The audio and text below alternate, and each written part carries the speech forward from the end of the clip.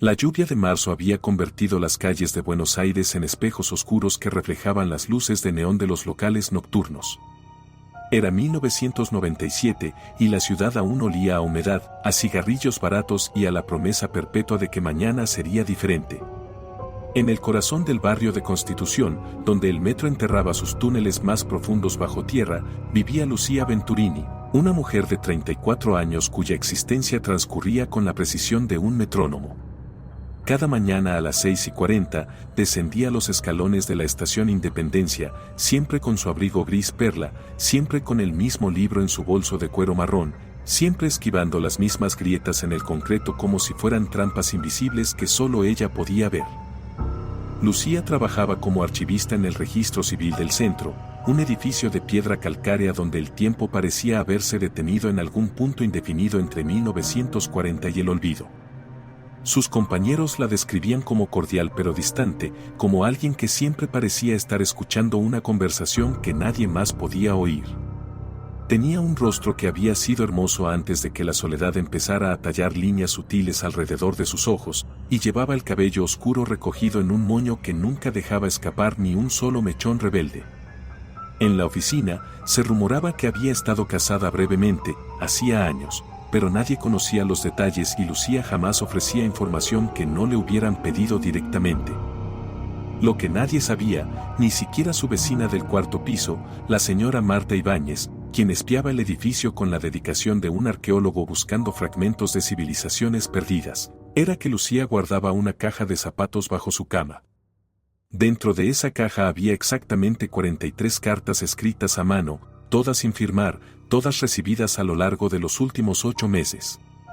Las cartas llegaban sin remitente, el matasellos siempre borroso, ilegible, como si alguien hubiera pasado el pulgar húmedo sobre la tinta adrede.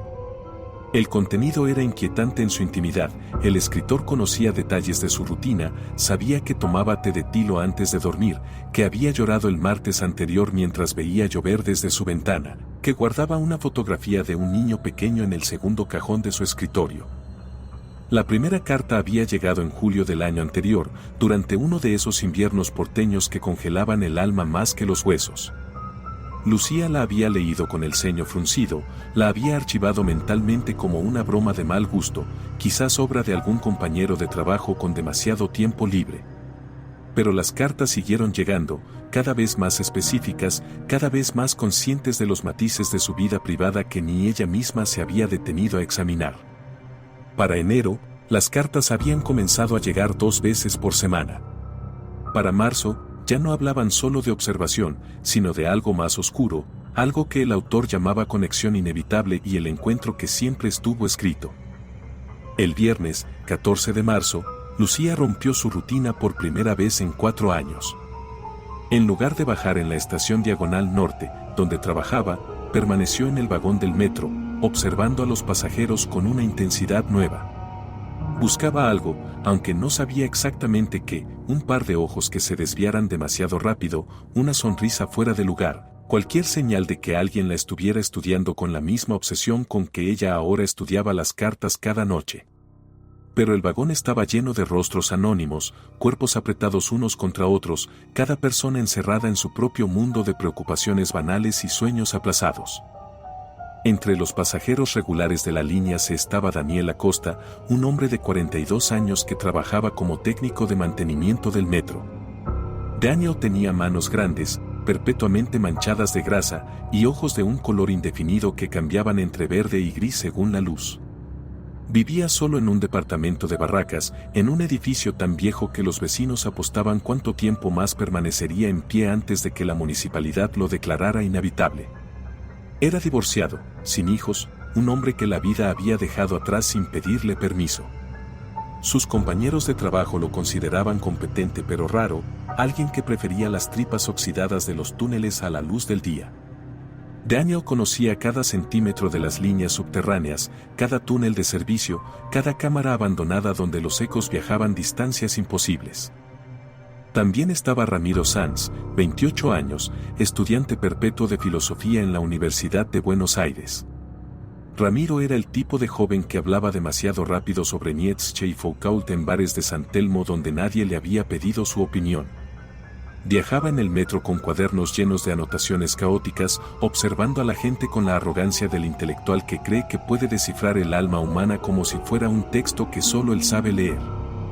Había notado a Lucía meses atrás, la había catalogado mentalmente como la mujer gris, un ejercicio de monotonía que encontraba fascinante precisamente por su predecibilidad. En sus cuadernos había esbozos de su perfil, pequeñas anotaciones sobre sus horarios, reflexiones pseudofilosóficas sobre la naturaleza de la rutina como forma de muerte en vida. Y luego estaba el doctor Ernesto Mir, psiquiatra de 56 años, con consultorio privado en Recoleta y una reputación impecable construida sobre 30 años de escuchar los secretos más oscuros de la clase alta porteña. El doctor Mir viajaba en metro solo los viernes por la tarde, un acto de falsa humildad que, según él mismo se justificaba, lo mantenía conectado con la realidad de la gente común. Usaba trajes caros que olían a lavanda y tabaco de pipa, y tenía la costumbre de estudiar a los pasajeros con una intensidad clínica que incomodaba a quienes se daban cuenta. Lucía había cruzado miradas con él en 3 ocasiones, siempre fugazmente, siempre lo suficiente como para que ella sintiera que él había visto algo en sus ojos que prefería mantener oculto. La última carta que Lucía recibió llegó el lunes, 17 de marzo. Esta vez, el sobre no solo contenía papel, sino también algo más, un pequeño botón de nácar, idéntico a los que faltaban en el abrigo gris perla que ella usaba cada día. El mensaje era breve, escrito con la misma caligrafía meticulosa de siempre: pronto ya no tendrás que fingir que no me ves. Pronto estaremos tan cerca que podrás escuchar mi respiración. El miércoles, en el último vagón, a las 21:47. No faltes, Lucía. Nunca faltaste antes. Ella sostuvo el botón entre los dedos temblorosos, sintiendo el peso imposible de ese pequeño objeto que no debería estar en manos de nadie más que en las suyas. ¿Cuándo había perdido ese botón? ¿Hacía semanas? ¿Meses? No podía recordarlo. La precisión de la hora mencionada la perturbaba: 21:47, no 21:45 ni 21:50, sino exactamente 21:47, como si el autor hubiera cronometrado cada segundo de su existencia. Por primera vez desde que comenzaron las cartas, Lucía sintió miedo real. Ese tipo de miedo visceral que no proviene de la imaginación sino del reconocimiento de que alguien ha cruzado una línea invisible que separa la observación de la invasión. Esa noche, Lucía no pudo dormir. Se quedó sentada junto a la ventana de su departamento, observando la calle vacía bajo la luz amarillenta de las farolas, escuchando el goteo constante de una tubería rota en algún lugar del edificio. Buenos Aires de noche tiene un sonido particular, una mezcla de bocinas distantes, el rumor perpetuo del tráfico que nunca termina de detenerse, el ladrido ocasional de perros callejeros que discuten territorios en callejones oscuros. Pero esa noche, todo le parecía más siniestro, cada sombra contenía una amenaza potencial, cada crujido del edificio viejo podría ser el sonido de pasos acercándose a su puerta. El martes transcurrió como una pesadilla en cámara lenta. En el trabajo, Lucía cometió errores inusuales, archivó documentos en las carpetas equivocadas, olvidó firmar formularios, derramó café sobre un registro de matrimonios de 1952. Su supervisora, la señora Campos, una mujer con permanente impecable y labios siempre fruncidos en desaprobación perpetua, la llamó a su oficina y preguntó si todo estaba bien. Lucía mintió con la facilidad de quien ha pasado años escondiendo verdades más grandes. «Solo estoy cansada», dijo, y la señora Campos la dejó ir con una advertencia sobre mantener estándares profesionales incluso en circunstancias personales difíciles. El miércoles amaneció nublado, el cielo de Buenos Aires cubierto por una capa uniforme de gris que hacía imposible distinguir dónde terminaba la ciudad y comenzaba el vacío. Lucía se vistió con cuidado, eligiendo ropa que no llamara la atención, como si la invisibilidad pudiera protegerla de lo que fuera que esperaba esa noche. Llevaba en el bolsillo el botón de nácar, apretándolo cada pocos minutos como un talismán contra el destino que sentía acercarse. Había considerado ir a la policía, pero ¿qué les diría? ¿Que recibía cartas de amor obsesivas pero técnicamente no amenazantes?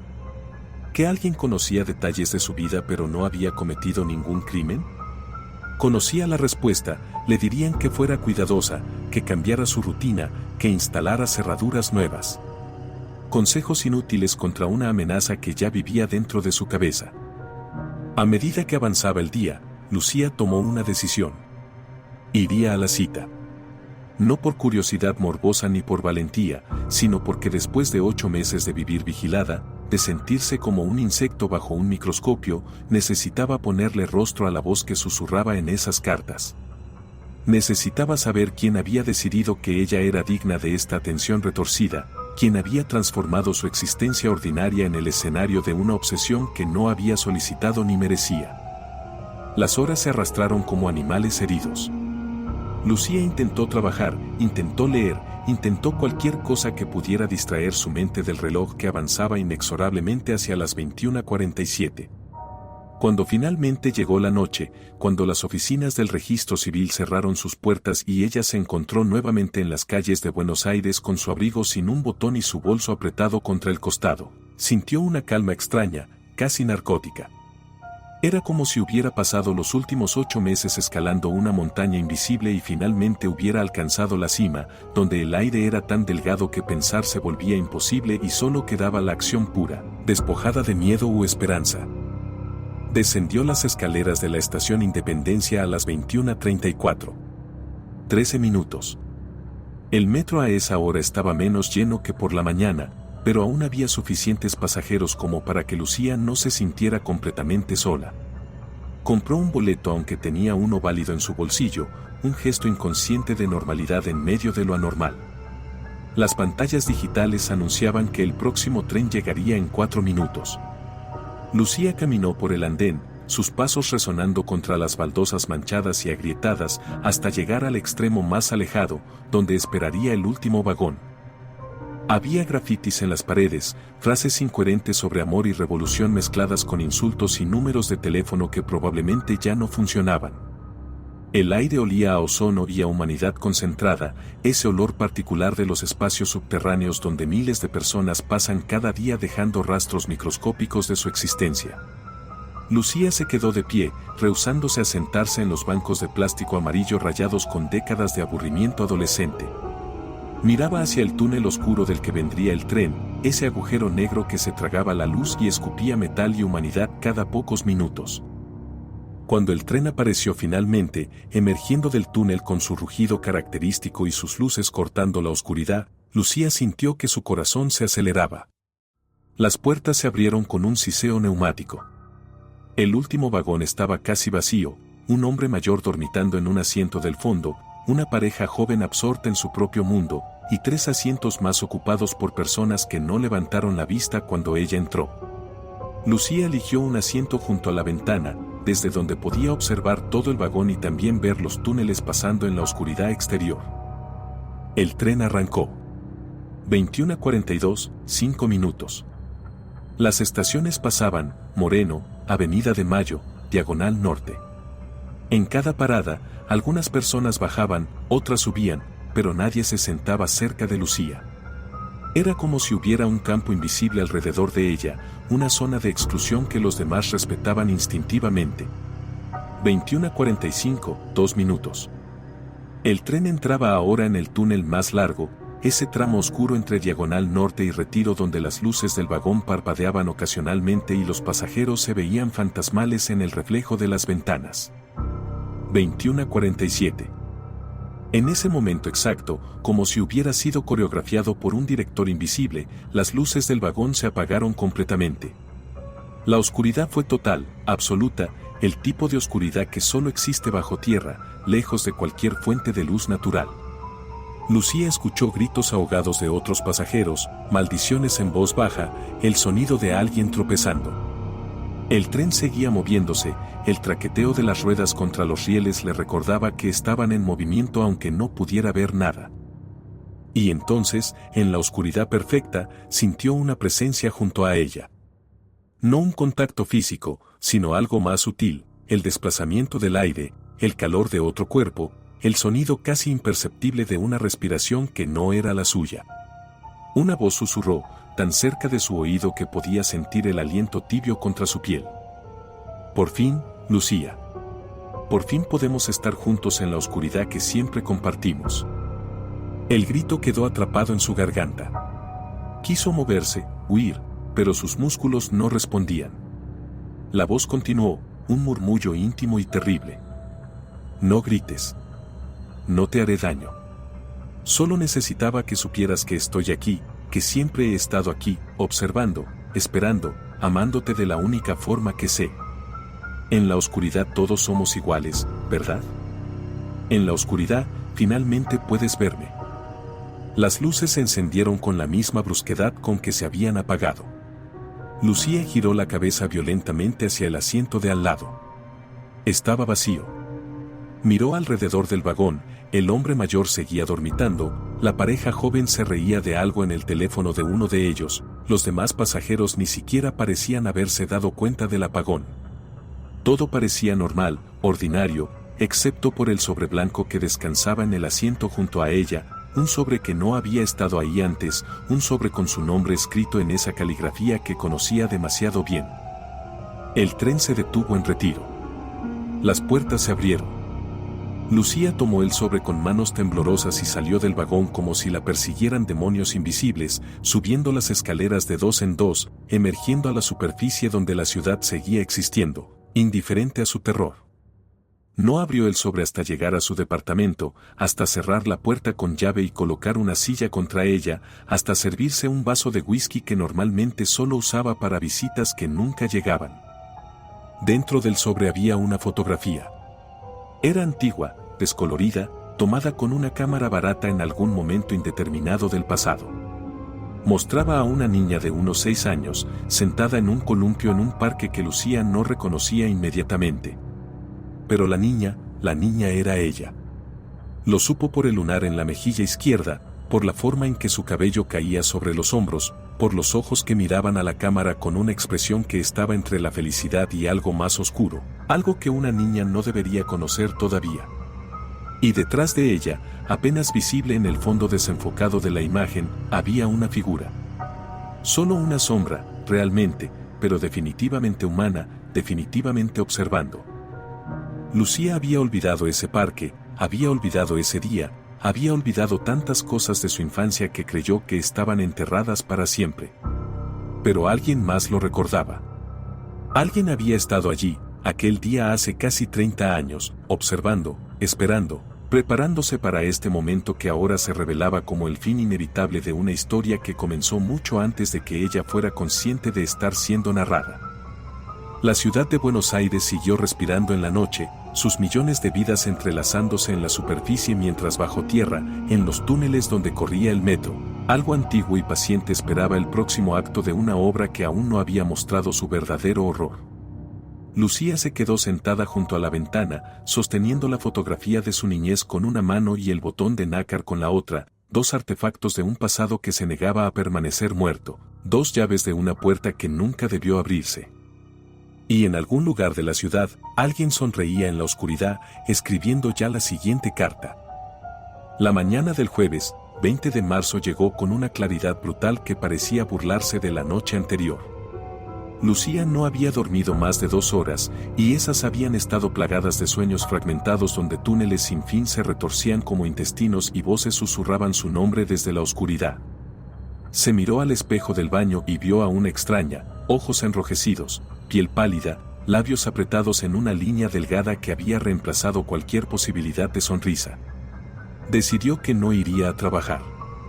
Por primera vez en 4 años, llamó reportándose enferma, su voz tan convincentemente débil que la señora Campos ni siquiera cuestionó su ausencia. Pasó la mañana revisando cada rincón de su departamento, buscando señales de intrusión que su mente racional sabía que no encontraría.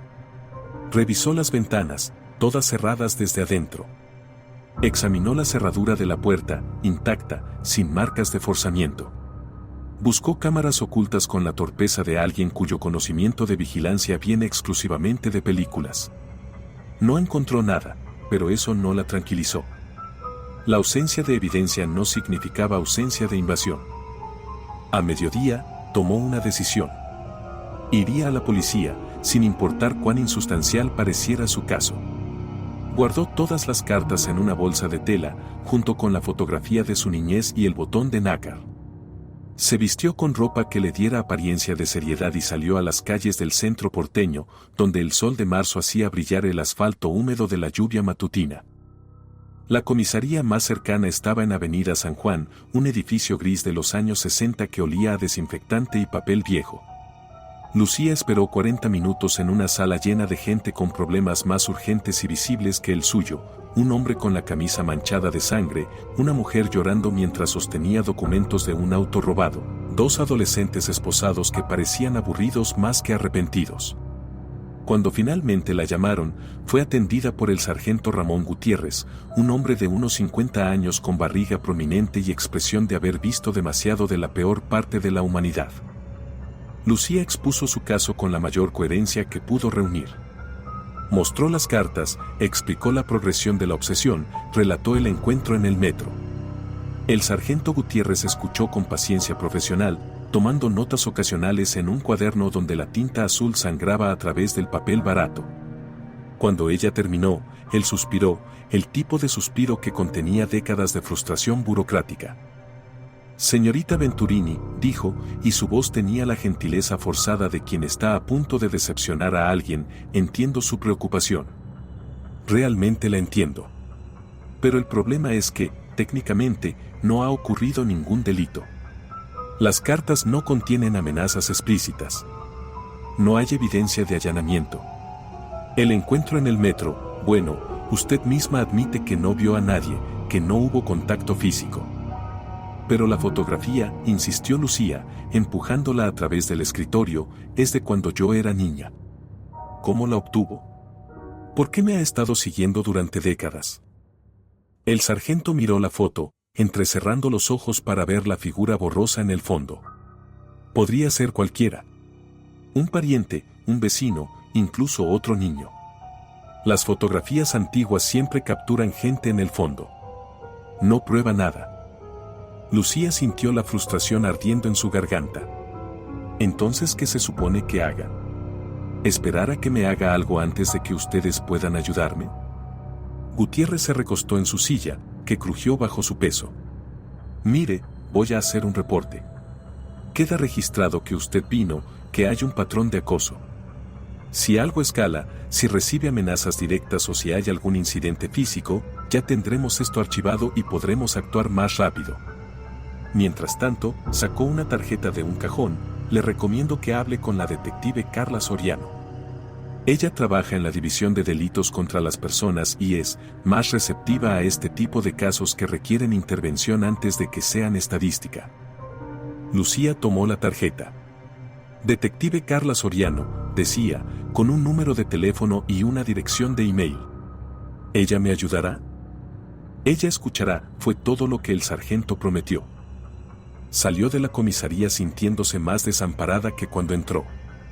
La burocracia del peligro, tenía que esperar a que el monstruo mostrara los dientes antes de que alguien la creyera que existía.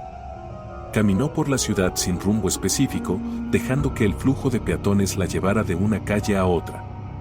Buenos Aires en marzo estaba lleno de estudiantes volviendo a clases después del verano, oficinistas corriendo con cafés para llevar, vendedores ambulantes ofreciendo medias y relojes falsos. Vida normal, ordinaria, indiferente a su pánico silencioso. Se encontró frente a la Biblioteca Nacional sin haber planeado llegar allí. El edificio brutalista se alzaba como una nave espacial varada en medio de Recoleta. Lucía subió las escaleras y entró, buscando el consuelo de los libros, ese refugio que siempre le había ofrecido escape.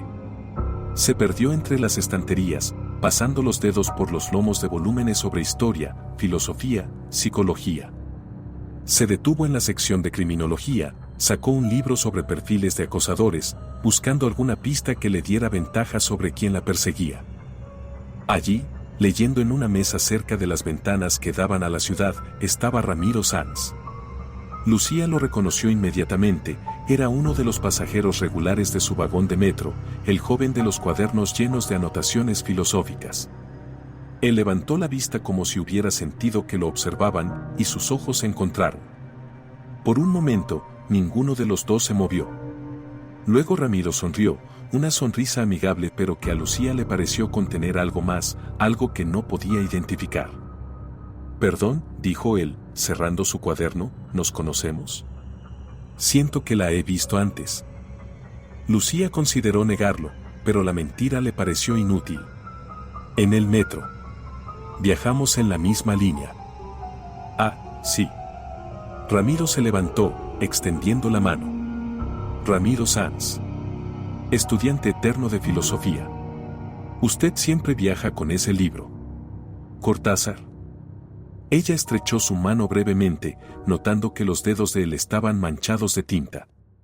Lucía. Y sí, Rayuela. Un clásico de la eterna búsqueda, comentó él, con ese tono de quien está a punto de lanzarse a un monólogo no solicitado sobre literatura. Oliveira buscando algo que nunca puede definir, moviéndose entre París y Buenos Aires como si el cambio de geografía pudiera cambiar su naturaleza. ¿Usted cree que encontró lo que buscaba? Lucía no tenía energía para debates literarios. Nadie encuentra lo que busca en Cortázar. Esa es la gracia. Ramiro rió, un sonido genuino. Cierto, cierto. Oiga, ¿está bien? Se ve preocupada. La pregunta la tomó desprevenida. ¿Qué tan visible era su terror? Estoy bien. Solo un día difícil. Entiendo. Buenos Aires puede ser agotador.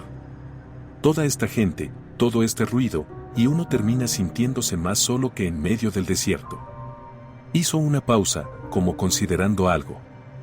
Mire, sé que esto puede sonar raro viniendo de un extraño, pero si alguna vez necesita hablar o simplemente un café con alguien que entienda lo absurdo de la existencia urbana, suelo estar en el Café Tortoni los martes por la tarde. Ningún compromiso, solo solidaridad entre pasajeros del metro. Lucía asintió, sin comprometerse a nada. Gracias.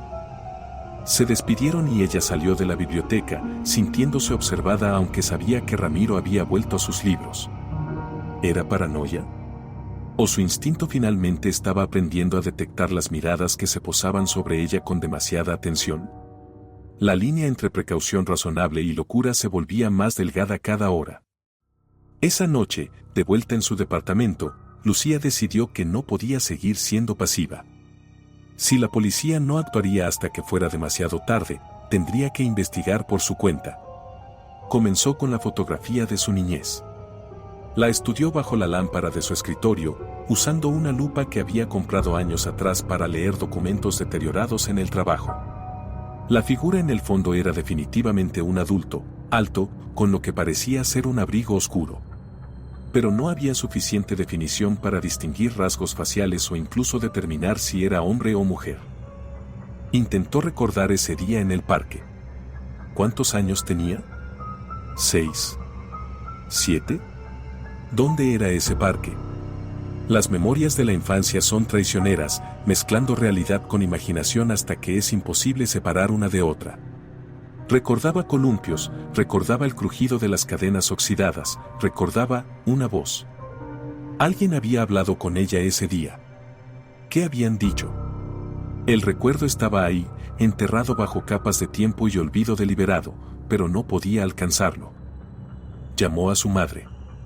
Era casi medianoche, pero su madre, que vivía en Mar del Plata desde el divorcio de Lucía, siempre contestaba sin importar la hora.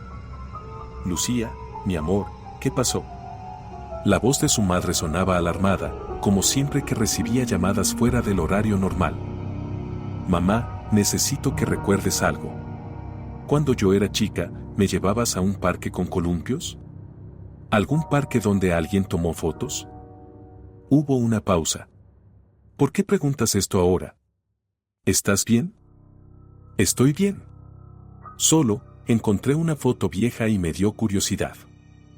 Su madre suspiró. Te llevaba a muchos parques, Lucía. Buenos Aires está lleno de parques. ¿De qué edad eres en la foto? 6 o 7 años. Ah, entonces debe ser el Parque Chacabuco. Vivíamos cerca, antes de mudarnos a Flores. Te encantaba ese parque, ibas casi todos los días después de la escuela. ¿Alguien más iba con nosotras? ¿Algún amigo de la familia, algún vecino? Otra pausa, más larga. ¿Por qué todas estas preguntas, Lucía? Me estás asustando. Mamá, por favor. A veces tu padre iba, cuando aún vivía con nosotros. A veces mi hermana Rosa. Y había un señor mayor, el señor. ¿Cómo se llamaba? Vivía en nuestro edificio, siempre estaba en el parque con su perro. Era amable, te compraba helados. Tu padre no le agradaba, decía que era raro que un hombre solo prestara tanta atención a los niños. Pero yo pensaba que era inofensivo, solo solitario. El corazón de Lucía latía tan fuerte que estaba segura de que su madre podía escucharlo a través del teléfono. ¿Recuerdas su nombre? Mir. Doctor Mir. Era psiquiatra, creo. O psicólogo. Algo con la mente. El teléfono casi se le cayó de las manos. Doctor Ernesto Mir. Sí, ese. ¿Cómo lo sabes? Tengo que colgar, mamá. Te llamo mañana. Lucía, espera. Cortó la llamada, su mente acelerándose. El doctor Mir. El hombre que viajaba en el metro los viernes, que la había observado con esa intensidad clínica. El hombre que la había conocido cuando era niña, que la había visto vulnerable e inocente en un parque hace 30 años. Las piezas comenzaban a encajar, formando una imagen que era más horrible porque finalmente tenía sentido. Buscó en internet Dr. Ernesto Mir, psiquiatra, Buenos Aires. Encontró su consultorio en Recoleta, su currículum impresionante, fotografías de él en conferencias y simposios. En una foto de un evento de 2015, pudo ver sus manos, largas, elegantes, con una caligrafía fluida visible en un documento que sostenía. Una caligrafía que podría, con facilidad, ser la misma de las cartas. Pero no podía estar segura. Necesitaba más que sospechas y memorias enterradas. Necesitaba pruebas. Decidió que al día siguiente seguiría al Dr. Mir, que aprendería su rutina como él había aprendido la suya, que le daría vuelta al juego hasta descubrir la verdad que él había escondido durante décadas. No durmió esa noche. Se quedó despierta, planeando, con el sabor amargo del café frío en la boca y el peso de la fotografía antigua en el regazo. Afuera, la ciudad dormía su sueño inquieto, soñando con mañanas que traerían las mismas rutinas, los mismos problemas, la misma ilusión de normalidad. Pero para Lucía, la normalidad había muerto en un vagón oscuro de metro, y lo que venía era algo completamente diferente, la casa de un cazador que no sabía que su presa finalmente había decidido mostrar los dientes. El viernes amaneció con neblina, esa neblina espesa de otoño porteño que borraba los límites entre edificios y cielo, transformando la ciudad en una acuarela gris. Lucía se vistió con ropa oscura, anónima, el tipo de outfit que se fundía con el paisaje urbano. Llevaba gafas de sol aunque la luz era tenue, un pañuelo que podía subir para cubrir parte de su rostro y una gorra que escondía su cabello recogido. Se sentía ridícula, como una mala imitación de detective de película, pero la necesidad de respuesta superaba cualquier vergüenza. Llegó a Recoleta a las 8 de la mañana, una hora antes de que el consultorio del Dr. Mir abriera según su página web.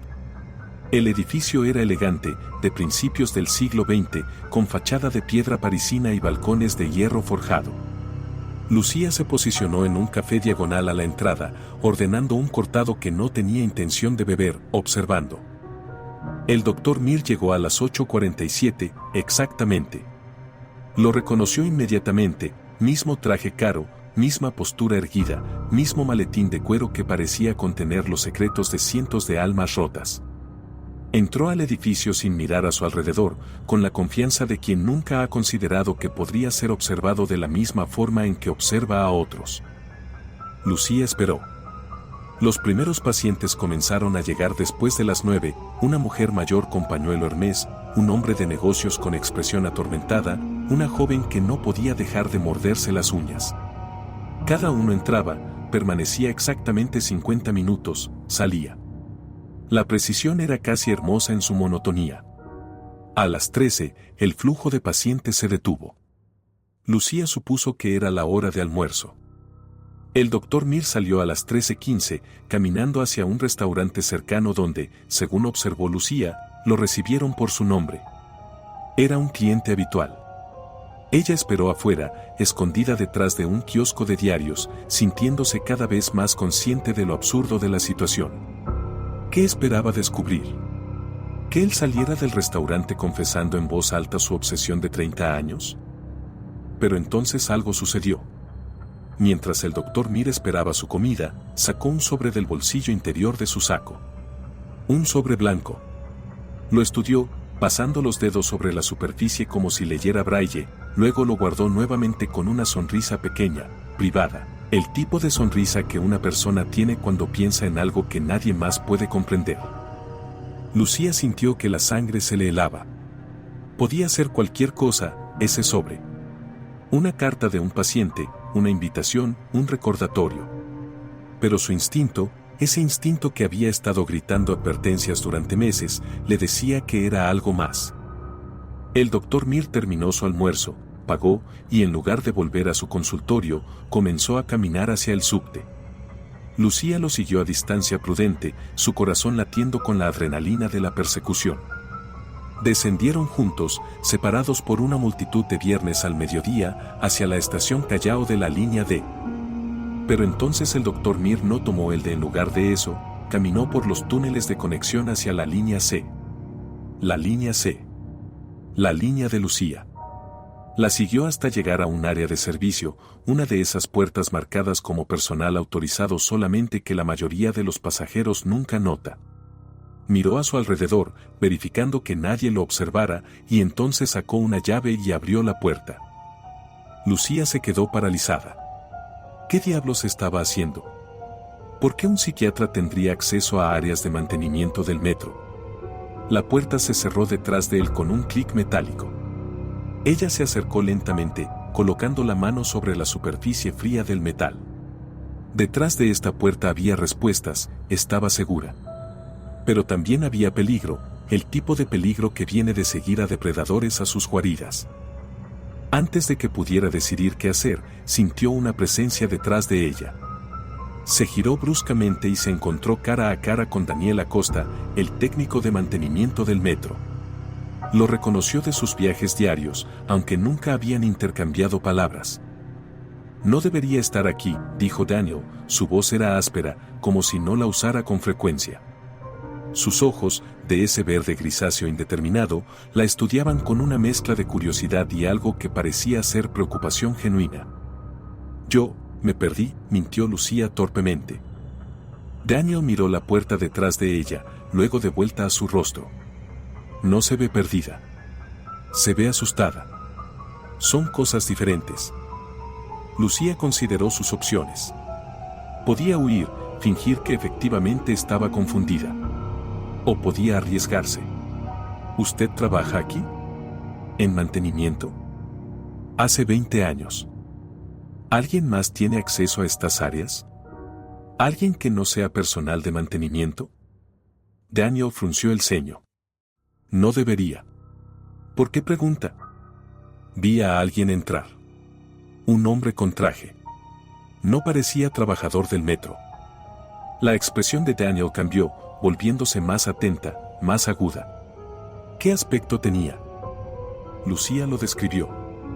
Daniela sintió lentamente, como si confirmara algo que ya sospechaba. Lo he visto, admitió. Varias veces en los últimos meses. Siempre pensé que tal vez era inspector o algo del gobierno. Pero nunca habló conmigo, nunca se identificó. Y siempre va al mismo lugar. ¿Qué lugar? Daniel la miró con intensidad, evaluándola. ¿Por qué le importa?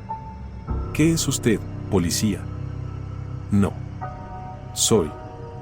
Vaciló, luego decidió que la verdad, por loca que sonara, era su única opción.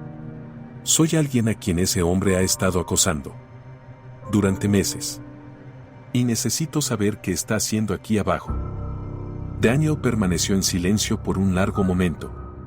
Lucía podía ver el conflicto en su rostro, la batalla entre el instinto de no involucrarse y algo más, quizás una decencia básica que no había sido completamente erosionada por años de soledad y trabajo subterráneo.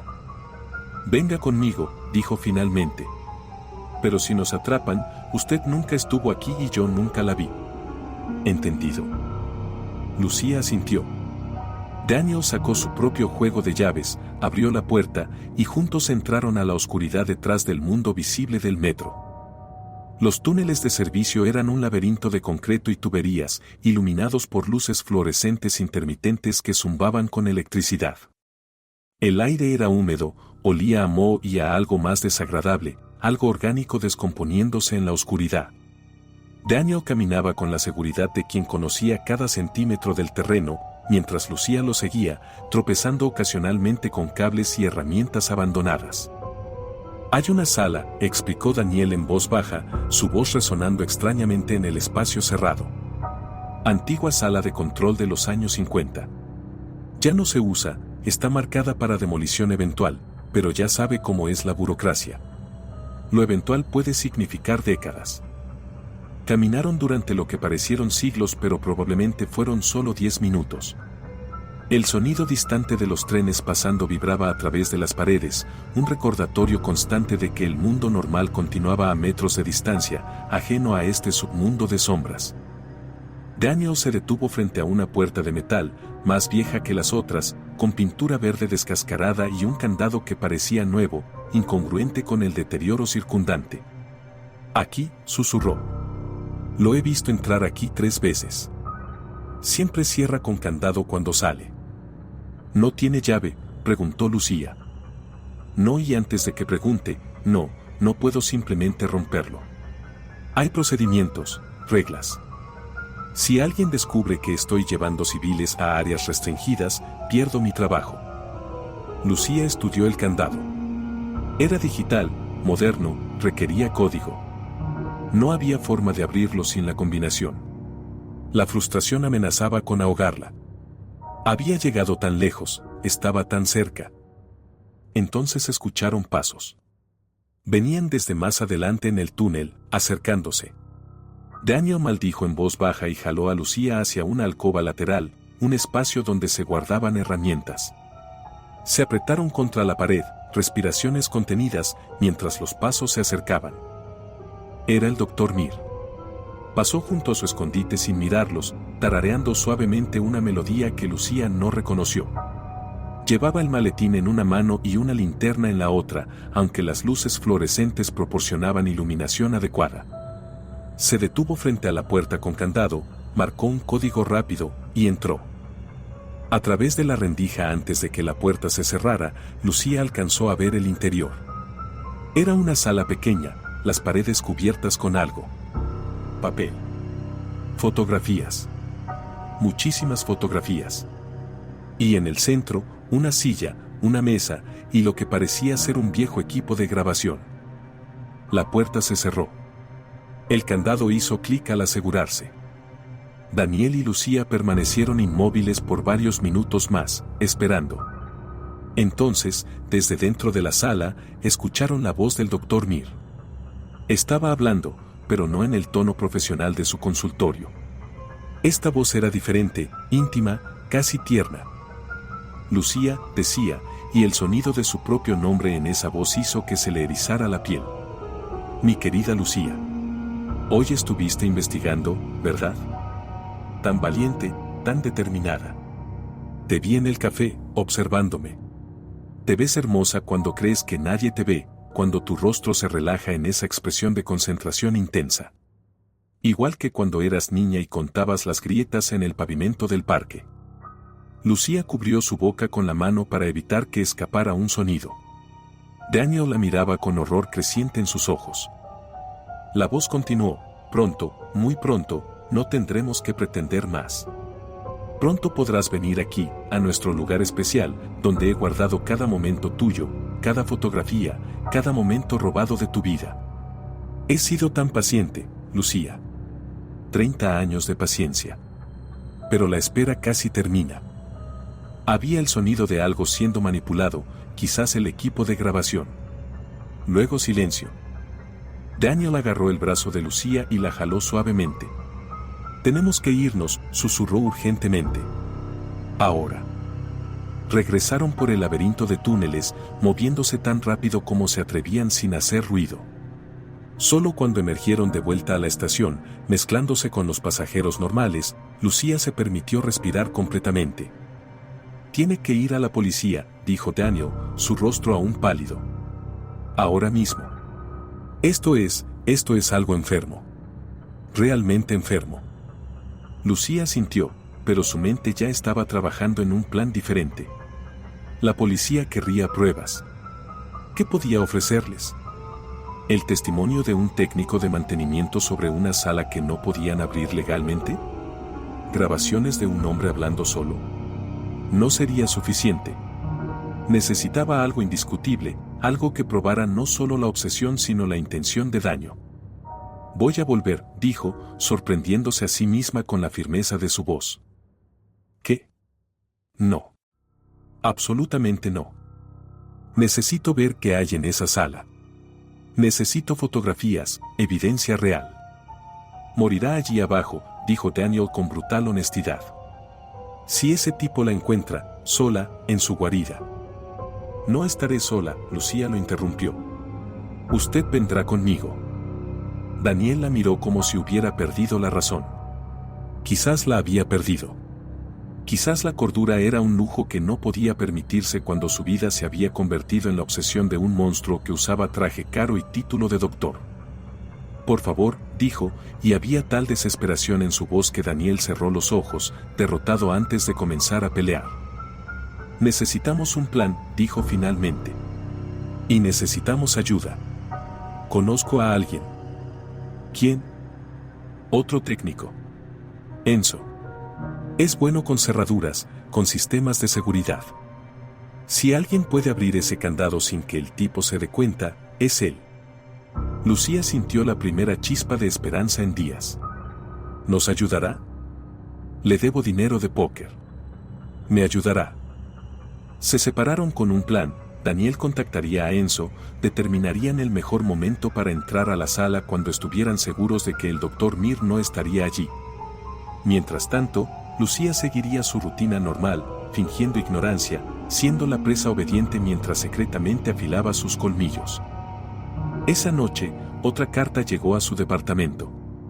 La encontró deslizada bajo su puerta, nadie más en el edificio había visto a quien la entregó. El sobre estaba tibio, como si alguien lo hubiera sostenido contra su cuerpo durante mucho tiempo antes de dejarlo. Dentro había solo una línea: te vi hoy buscándome. Me hiciste tan feliz. Pronto no tendrás que buscar más. Y debajo, un número, 8. Lucía lo entendió inmediatamente. Era una cuenta regresiva. 8 días hasta, ¿qué? ¿Hasta que decidiera que la observación ya no era suficiente? ¿Hasta que la paciencia de 30 años finalmente se agotara? 8 días para descubrir la verdad completa de su pesadilla. 8 días para sobrevivir. El tiempo se había convertido en un enemigo tangible, cada segundo goteando como agua de una tubería rota, constante e implacable.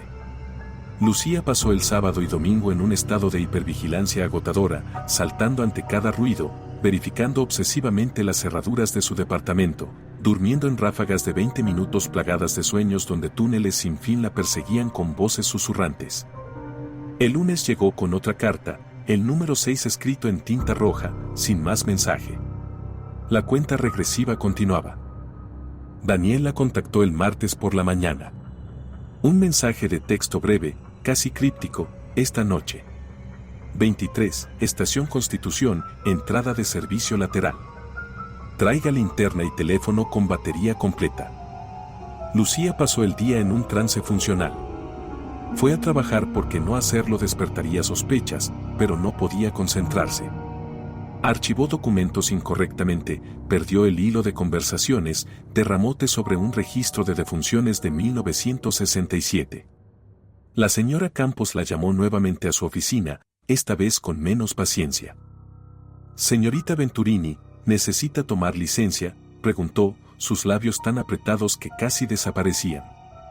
Su desempeño ha sido errático y francamente preocupante. «Lo siento», murmuró Lucía. «Problemas personales. Ya casi se resuelven». «Espero que sí. El registro civil mantiene estándares. No podemos permitir que asuntos personales comprometan la integridad de nuestros archivos». «Qué irónico», pensó Lucía mientras salía de la oficina. La integridad de documentos muertos importaba más que la integridad de vidas vivientes. Pero no dijo nada, solo asintió y prometió mejorar. A las 22:30, Lucía se vistió completamente de negro. Jeans oscuros, suéter negro, zapatillas cómodas para correr si era necesario.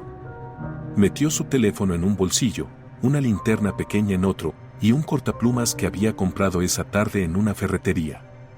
El cortaplumas era patético como arma, lo sabía, pero le daba una ilusión de control.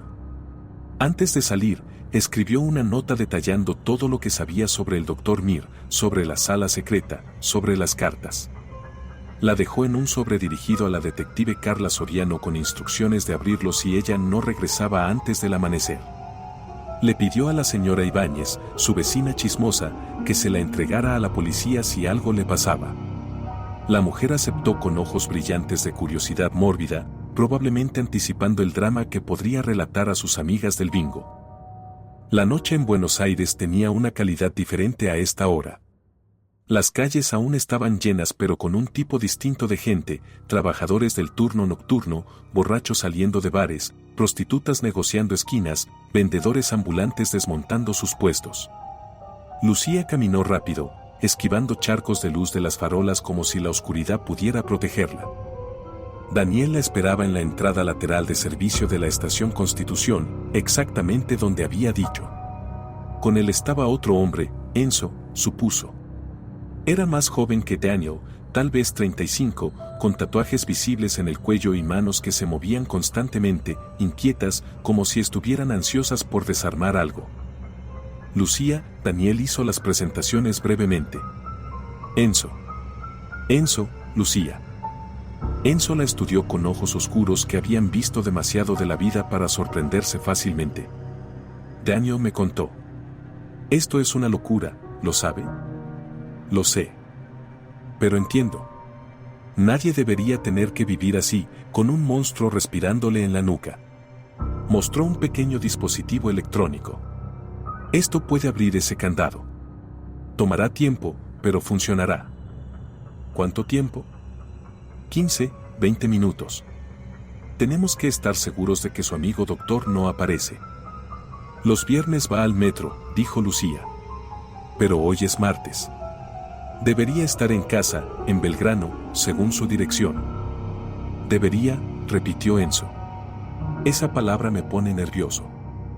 No había garantías. Pero no podían esperar hasta el viernes, no con la cuenta regresiva avanzando. Ya quedaban solo 5 días.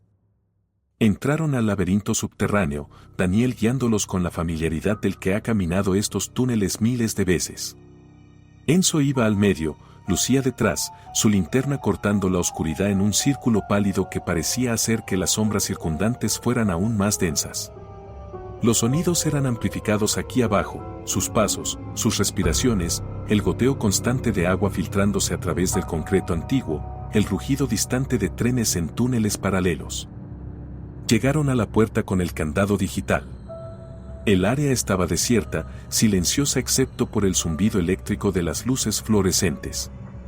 Enzo se arrodilló frente al candado, sacó su dispositivo, comenzó a trabajar. Sus dedos se movían con precisión quirúrgica, conectando cables, presionando botones. Una pantalla pequeña en el dispositivo mostraba números cambiando rápidamente, buscando la combinación correcta. Daniel y Lucía se mantuvieron alerta, mirando en ambas direcciones del túnel. Los minutos se arrastraban. 10 minutos. 15. El sudor corría por la espalda de Lucía a pesar del frío húmedo del subterráneo.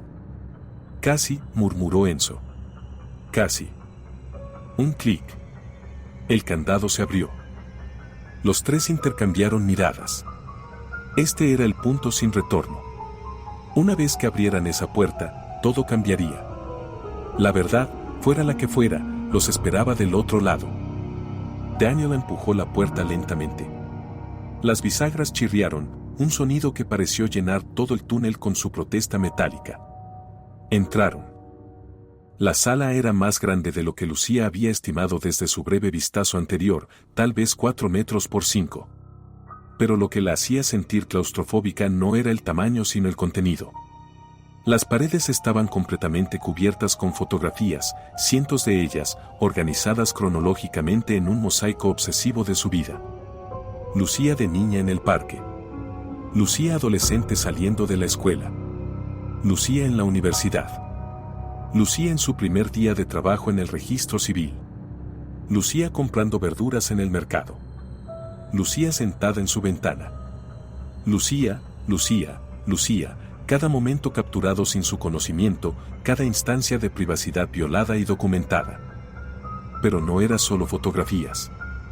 Había objetos, un pañuelo que ella había perdido años atrás, un bolígrafo que había pensado que había extraviado, mechones de cabello en bolsitas plásticas etiquetadas con fechas.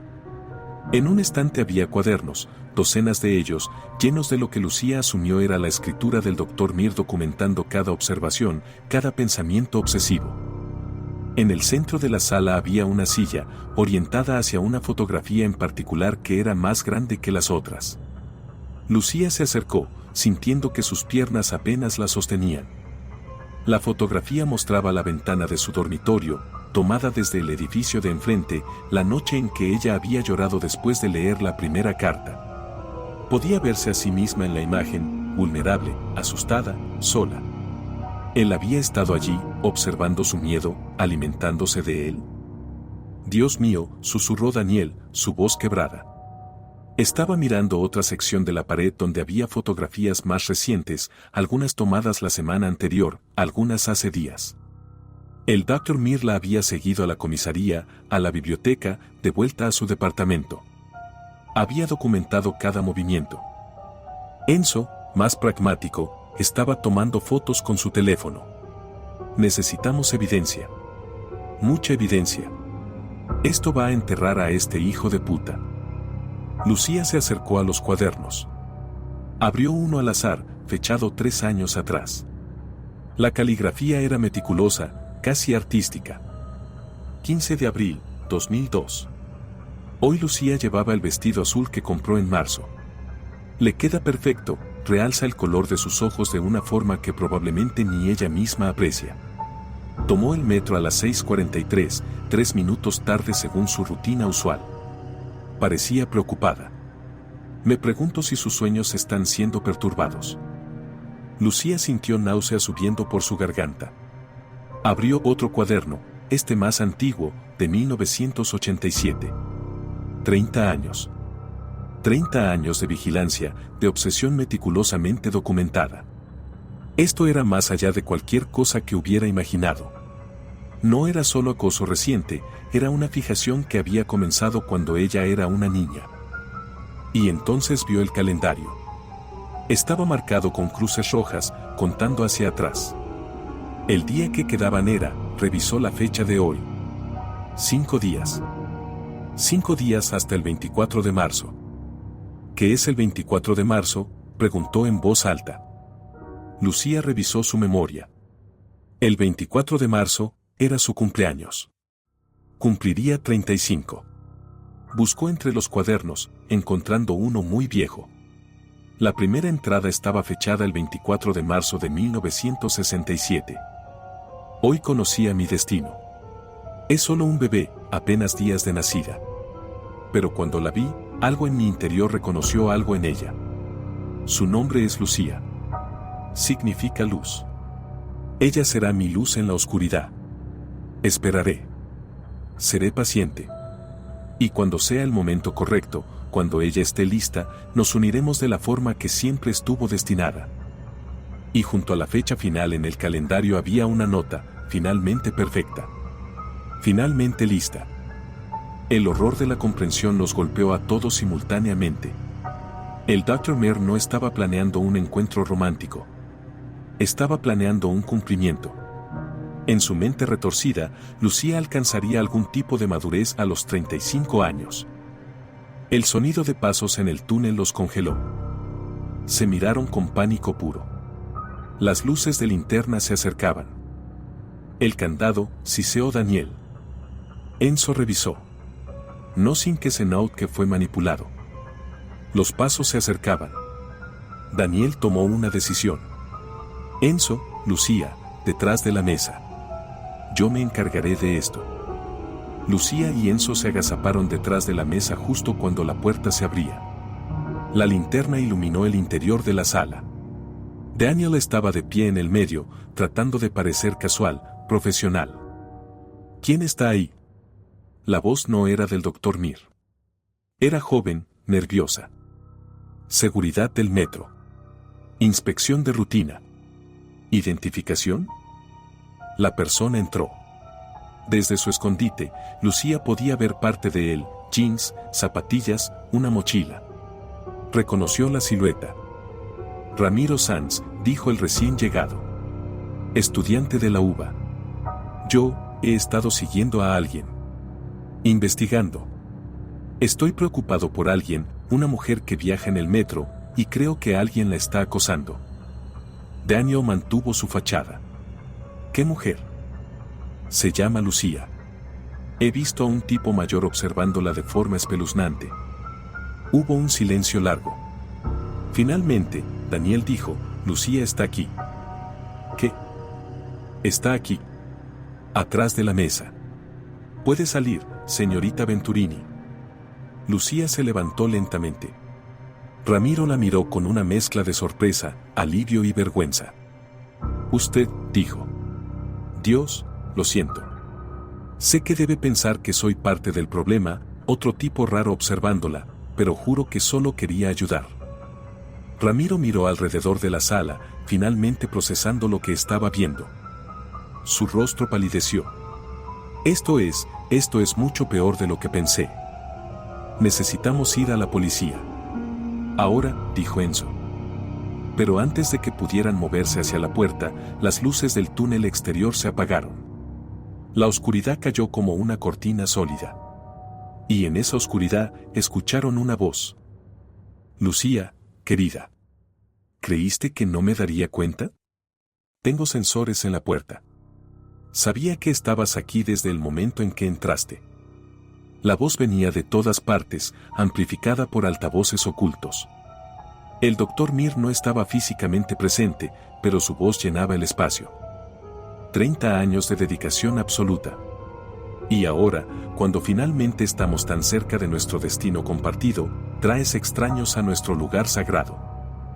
Daniel buscó la puerta, pero se había cerrado automáticamente. Enzo intentó abrirla, pero estaba sellada desde afuera. No saldrán de allí hasta que decidamos juntos cómo proceder. ¿Ves, Lucía? Incluso tu rebelión es parte del plan. Esto no es amor, gritó Lucía hacia la oscuridad. Esto es enfermedad. Una risa, suave, casi triste. Oh, mi querida niña. Conozco cada matiz del DSM, cada clasificación patológica. Y esto está más allá de la enfermedad. Es propósito. Las luces se encendieron nuevamente. Las pantallas en la sala mostraban ahora feeds de video en vivo, el departamento de Lucía, su oficina, el vagón del metro. Quedan 4 días. Pero veo ahora que intentarás huir. No puedo permitir eso. Así que cambiaremos el cronograma. Esta noche, Lucía. Esta noche te llevaré al lugar que he preparado. Y tus amigos, bueno, no pueden quedar como testigos. El pánico explotó. Enzo golpeaba la puerta, Daniel buscaba otra salida, Ramiro gritaba amenazas al aire. Pero Lucía se quedó quieta, una idea formándose. El Dr. Mir era un narcisista, se alimentaba del reconocimiento. Necesitaba que Lucía supiera. Espera, gritó. Tienes razón. Necesito entenderlo completamente. Pero si realmente quieres que yo lo aprecie, necesito verlo todo. Cara a cara. Demuéstrame que esto es real viniendo aquí, ahora. Silencio. Largo, tenso. Finalmente, sabía que entenderías eventualmente. Muy bien, Lucía. Iré. Y te mostraré todo. La conexión se cortó. ¿Qué demonios hiciste, siseó Enzo? Compré tiempo, respondió Lucía. Mientras él venga, ustedes 3 van a escapar. Nosotros 3, repitió Daniel. Usted viene con nosotros. No. Si todos intentamos huir, nos atrapará. Pero si me quedo, si lo mantengo hablando, ustedes pueden salir, llamar a la policía. Te matará, dijo Ramiro con absoluta certeza. Tal vez. Pero ha esperado 30 años. No va a desperdiciar su momento perfecto, matándome rápido. Va a querer hablar, explicar. Y eso toma tiempo. Era un plan terrible. Pero era el único plan que tenían. Trabajaron rápidamente. Enzo manipuló la cerradura. Daniel preparó su ruta de escape. Ramiro llamó a la policía, reportando la ubicación exacta. Y Lucía se preparó mentalmente para enfrentar al monstruo. Esperaron. Y entonces escucharon pasos. No cautelosos, sino seguros, alegres casi. El doctor Ernesto Mir entró a la sala que era el altar de su demencia. Y Lucía Venturini se preparó para la conversación final que determinaría si vería el amanecer.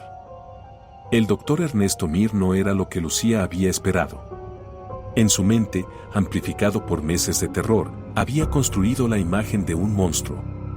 Pero el hombre que entró era exactamente como lo había visto en el metro, elegante, con su traje impecable, cabello plateado peinado hacia atrás, expresión serena. Solo sus ojos traicionaban algo más oscuro, una intensidad que convertía su mirada en algo físico, penetrante. Lucía, dijo su nombre con una ternura que hizo que la piel se le erizara. Finalmente sin barreras entre nosotros. Los otros 3 hombres se habían posicionado estratégicamente. El doctor Mir los miró brevemente, su expresión pasando de la alegría a algo más frío. Los invitados no deseados. Qué lamentable. Espero que aprecien que están presenciando algo extraordinario, el momento en que 2 almas destinadas finalmente se reconocen mutuamente. Lo que apreciamos, dijo Daniel con voz dura, es que la policía está en camino. Esto termina ahora. Mir sonrió, triste, casi paternal. ¿La policía? Por supuesto que vienen. Los llamé yo mismo hace 20 minutos. Les dije que había un posible colapso estructural en el sector norte. Los mantendrá ocupados el tiempo suficiente. He planeado esto, cada variable, cada contingencia, durante más tiempo del que ustedes han estado vivos. Se acercó a Lucía lentamente. Déjame mostrarte lo que he preparado. Déjame explicarte cómo llegamos aquí. Lucía tragó saliva, forzando su voz a permanecer estable. ¿Por qué yo? Eso es lo que nunca entenderé. Soy ordinaria. Mir se detuvo, su expresión cambiando a algo que casi parecía dolor genuino. ¿Ordinaria? Oh, Lucía. Te han convencido de que no eres extraordinaria. Pero yo te vi. Desde el primer momento. Se giró hacia la pared de fotografías, señalando la imagen más antigua. Consulté en ese hospital. Era 1967. Yo tenía 28 años, recién casado, mi carrera apenas comenzando. La vida parecía seguir un guión predecible. Y entonces te vi. Se acercó más a la fotografía. Tu madre había tenido un parto complicado. La vi sosteniéndote, llorando.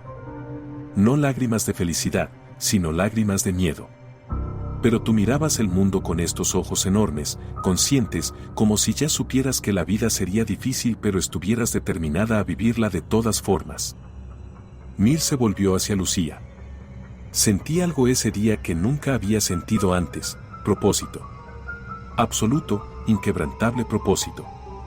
Tú eras la respuesta a una pregunta que ni siquiera sabía que había estado haciendo. Eso es psicosis, interrumpió Ramiro. Delirio mesiánico mezclado con obsesión erotomaníaca. Usted lo sabe. Mir lo miró con desdén. Soy psiquiatra. Conozco cada diagnóstico. Y sé que lo que siento está más allá de sus categorías reduccionistas. No todo el amor cabe en las cajas que la medicina crea. No es amor, dijo Lucía, encontrando coraje. El amor requiere consentimiento, reciprocidad. Esto es posesión. Por primera vez, algo peligroso brilló en sus ojos. ¿Robado? Te he protegido. ¿Sabes cuántas veces estuviste en peligro real y yo intervine? ¿Cuándo tenías 16 años, aquel hombre en el parque? Yo me encargué de él. ¿Cuándo tu primer novio comenzó a volverse violento? Una transferencia conveniente y estabas a salvo. He sido tu ángel guardián invisible. La revelación golpeó a Lucía. Las pequeñas fortunas de su vida no habían sido azar. Habían sido manipulación. Y tu matrimonio, continuó Mir. Ese pobre imbécil que creía que podía hacerte feliz. Tomó solo 6 meses de sesiones de sutilmente plantar dudas en su mente. El divorcio fue inevitable. Y tú quedaste libre. Para mí. Lucía sintió que el suelo desaparecía. Su divorcio había sido orquestado. ¿Cuántas vidas destruiste?, susurró. Solo aquellas que se interponían entre nosotros. Mi esposa, por ejemplo. Cuando finalmente se volvió un obstáculo, su muerte fue necesaria. Enfermedad cardíaca súbita. Tan conveniente. Y nadie cuestionó al psiquiatra respetado. El horror en la sala era palpable. Mir acababa de confesar asesinato con la casualidad de quien discute el clima. Daniel se movió hacia la puerta. Mir notó el movimiento y extrajo algo de su bolsillo, una jeringa. No se muevan. Esto contiene suficiente sedante para dejar inconsciente a un hombre adulto en segundos. No quiero usarlo, pero haré lo necesario. Todos se congelaron. Bien, Mir asintió. Ahora, Lucía, déjame mostrarte la culminación de nuestro viaje. Se acercó a una sección cubierta con una sábana. La removió con dramatismo. Debajo había una especie de altar, una mesa cubierta con terciopelo rojo, objetos de la vida de Lucía dispuestos. Su primer libro. Un broche perdido. Mechones de cabello organizados cronológicamente. Y en el centro, 2 anillos de oro, grabados con una fecha, 24 de marzo de 2025. Nuestro día de unión, explicó Mir. He esperado hasta que cumplieras 35. La misma cantidad de años que he vivido para ti. La simetría es importante. Y entonces, juntos, dejaremos este mundo. No como muerte, sino como trascendencia. Nuestras almas finalmente unidas sin las ataduras de la carne. La verdad final cayó sobre Lucía con horror absoluto. No planeaba secuestrarla. Planeaba un pacto suicida. Un asesinato suicidio. Está completamente loco, murmuró Enzo. Mir rió. La locura es solo no conformidad malinterpretada. Los grandes amantes de la historia siempre han entendido que el verdadero amor trasciende la vida mundana. Nosotros solo seguimos un camino trazado por los poetas. Ellos son ficciones, gritó Ramiro. Todo es ficción hasta que alguien tiene el coraje de hacerlo realidad. Lucía sabía que tenía que mantenerlo hablando. ¿Y si me niego? Mir la miró con tristeza infinita. Entonces usaré esto, levantó la jeringa, te llevaré al lugar que preparé, y cuando despiertes ya será tarde para resistir. Preferiría tu participación consciente. Pero si debo elegir entre perderte o forzar nuestro final juntos, el resultado es el mismo. Estaremos unidos. En ese momento, Daniel tomó una decisión. Se lanzó hacia Mir. Pero Mir se movió con velocidad sorprendente, girando, la jeringa encontrando el cuello de Daniel. El técnico cayó, su cuerpo sacudiéndose antes de quedar inmóvil. Daniel, gritó Lucía, corriendo hacia él. Mir la detuvo, agarrándola del brazo. Está vivo. Solo dormirá. Pero esto es porque necesitamos terminar esto ahora. Sacó otra jeringa. Lucía vio a Enzo y Ramiro calculando, pero entendían que cualquier movimiento resultaría en el mismo destino. Ustedes dos, Mir señaló la esquina. Siéntense. Manos donde pueda verlas. No voy a ninguna parte contigo, dijo Lucía. Oh, pero sí irás. Porque si no, empezaré con tus nuevos amigos. El estudiante primero. Tan joven.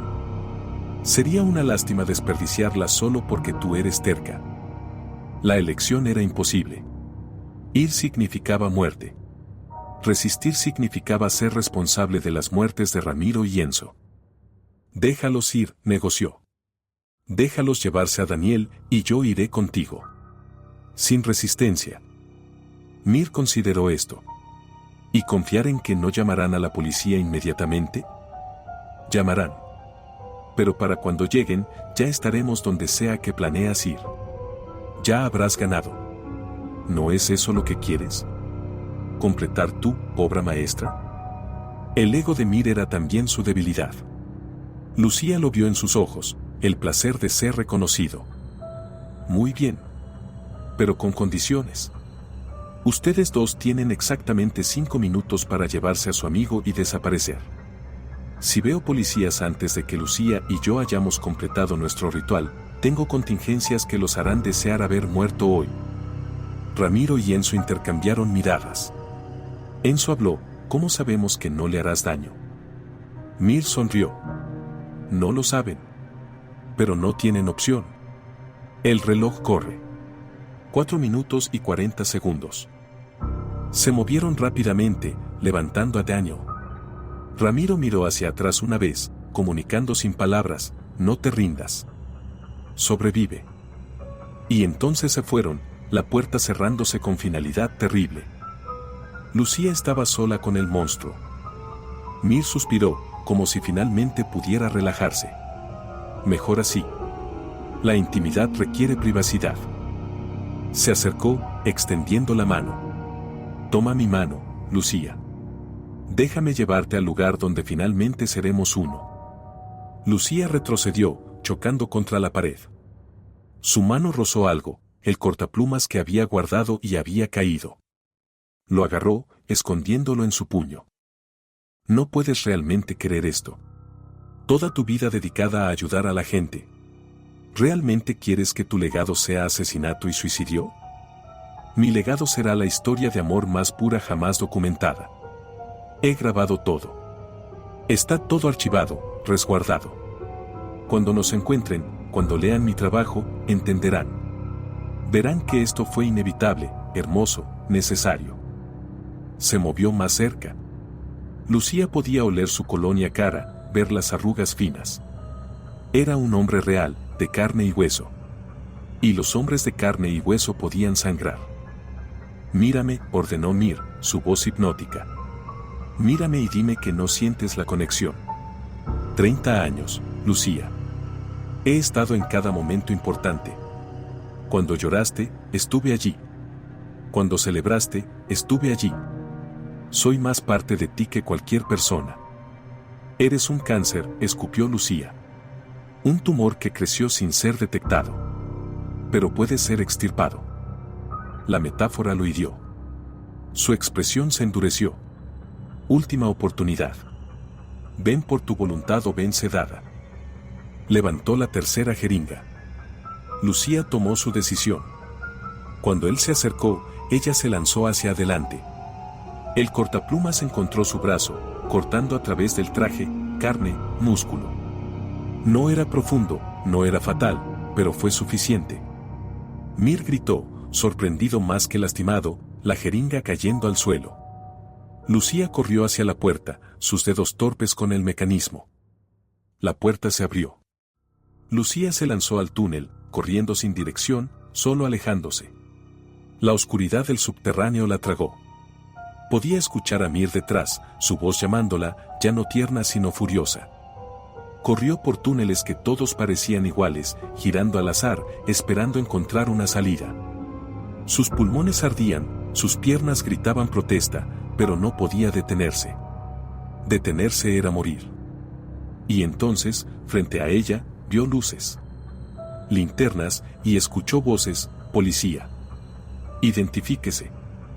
Ayuda, gritó Lucía. Está persiguiéndome. Doctor Ernesto Mir. Está armado. Los oficiales se movieron rápidamente, algunos corriendo hacia ella, otros pasando junto a ella. Lucía colapsó en los brazos del primer oficial, sollozando, temblando.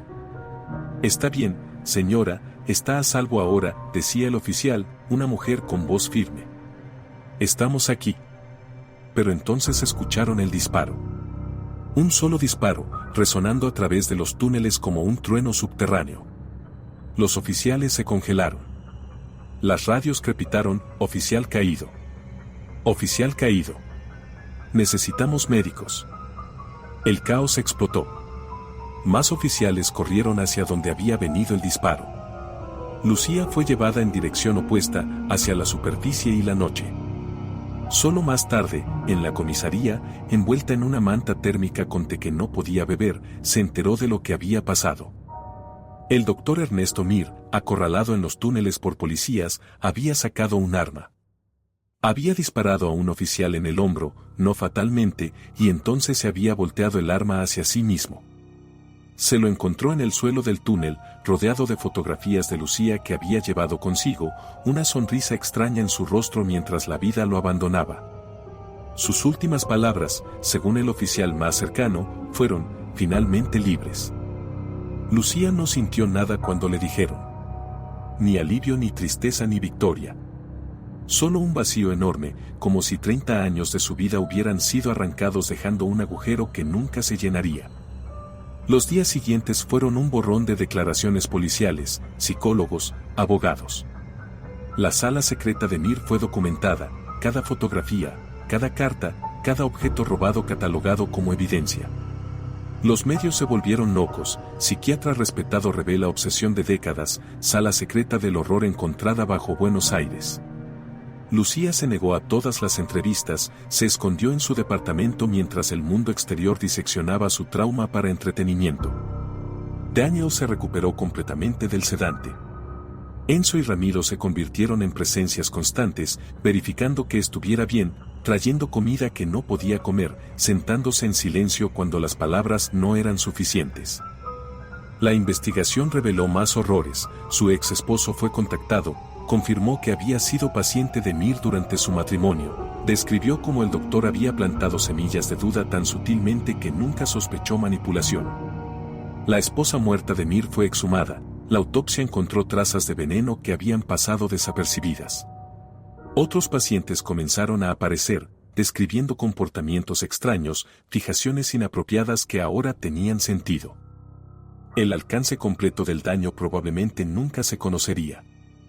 3 meses después, cuando la primavera finalmente llegó a Buenos Aires y la ciudad se vistió de jacarandás violetas, Lucía tomó una decisión. Renunció a su trabajo en el registro civil. Vendió su departamento. Empacó solo lo esencial, dejando atrás todo lo contaminado por la mirada de Mir.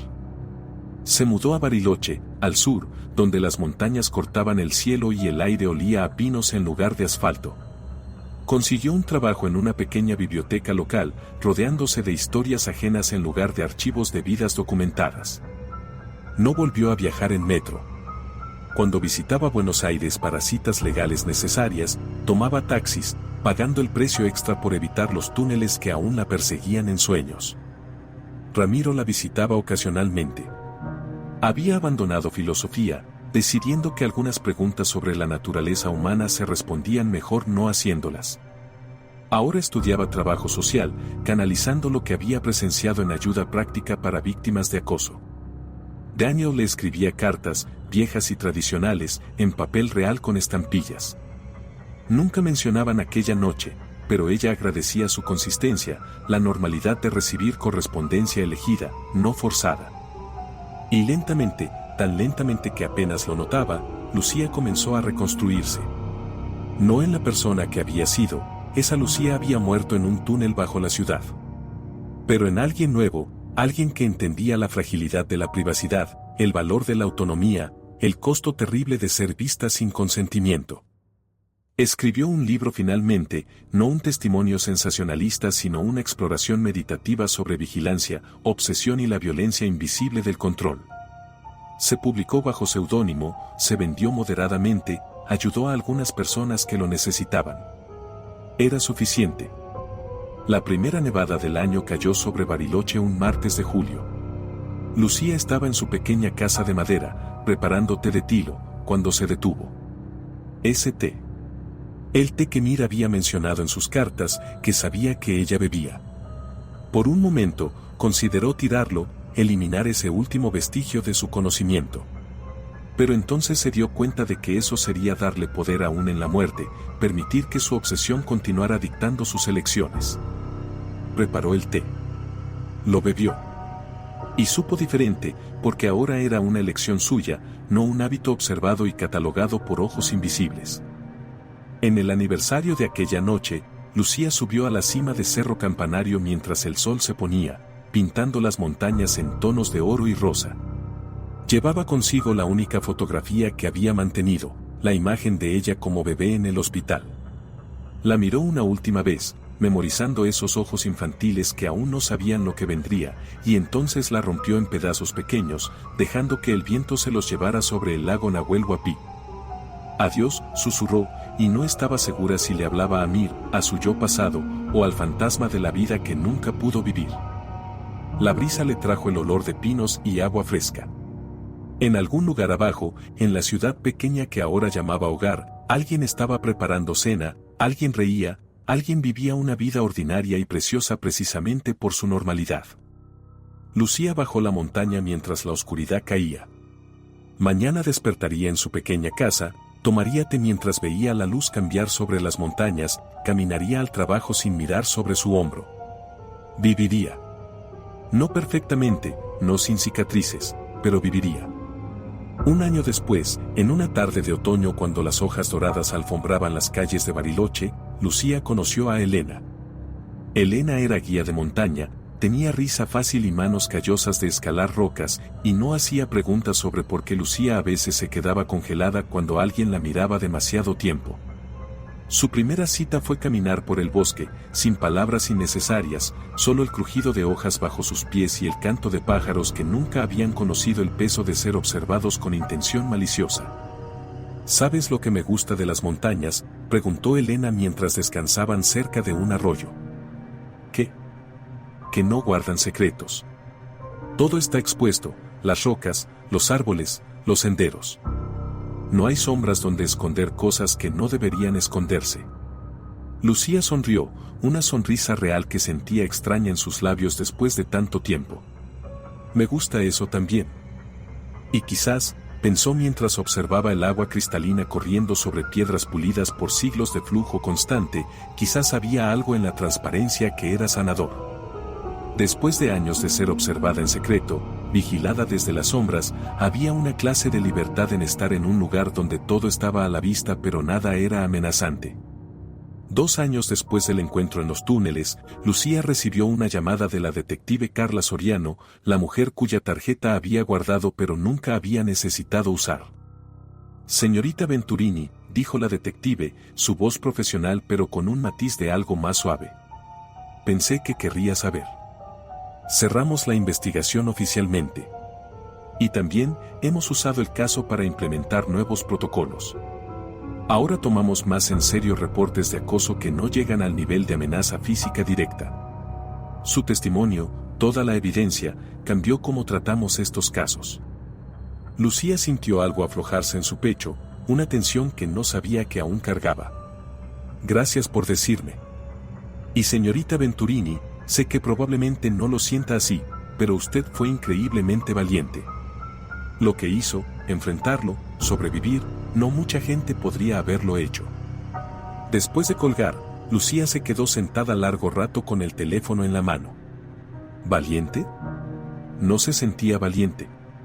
Se sentía como alguien que simplemente había hecho lo que era necesario para sobrevivir, nada más heroico que eso. Pero quizás, pensó, eso era exactamente lo que era la valentía, no la ausencia de miedo sino la determinación de continuar a pesar de él. Los años pasaron. La vida de Lucía en Bariloche se volvió rica en formas que nunca había imaginado posibles. Elena se mudó con ella después de un año de noviazgo lleno de caminatas por montañas y conversaciones junto al fuego sobre todo y nada. Adoptaron un perro, un rescatado llamado Borges que perseguía ardillas con entusiasmo inútil y dormía a los pies de su cama como guardián contra pesadillas que cada vez visitaban con menos frecuencia. Lucía seguía escribiendo. Un segundo libro, luego un tercero. Cada uno explorando diferentes aspectos del trauma, la recuperación, la reconstrucción de identidad después de que ha sido fracturada. No eran bestsellers, pero encontraban su audiencia, sobrevivientes de acoso, terapeutas buscando entender mejor a sus pacientes, personas que simplemente necesitaban saber que era posible volver a respirar después de que el mundo se hubiera vuelto oscuro.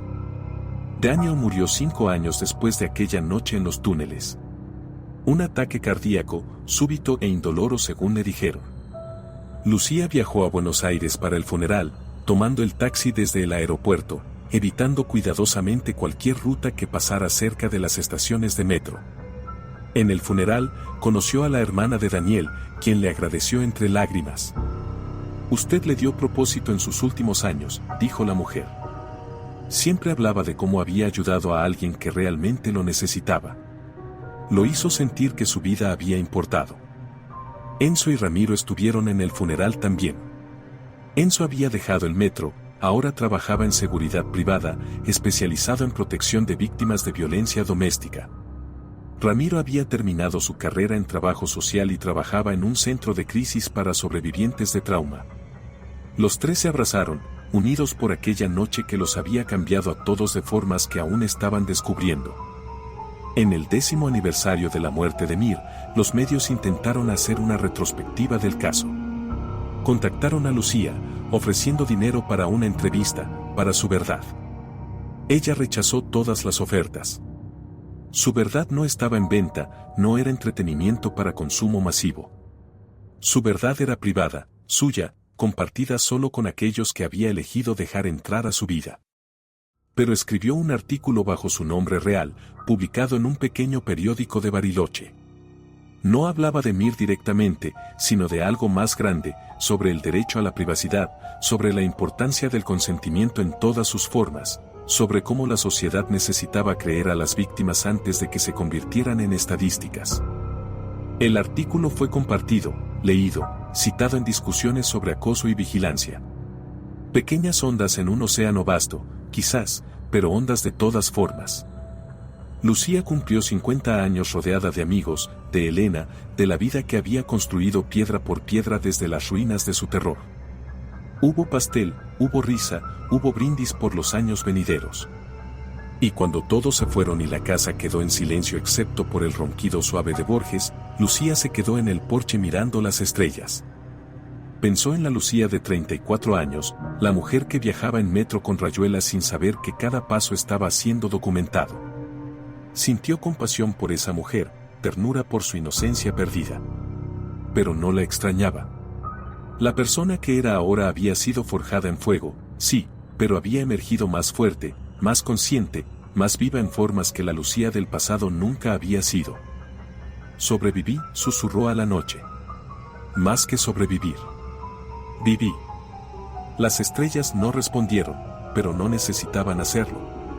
La respuesta estaba en el latido constante de su corazón, en la respiración que llenaba sus pulmones con aire frío de montaña, en la mano de Elena que encontró la suya en la oscuridad.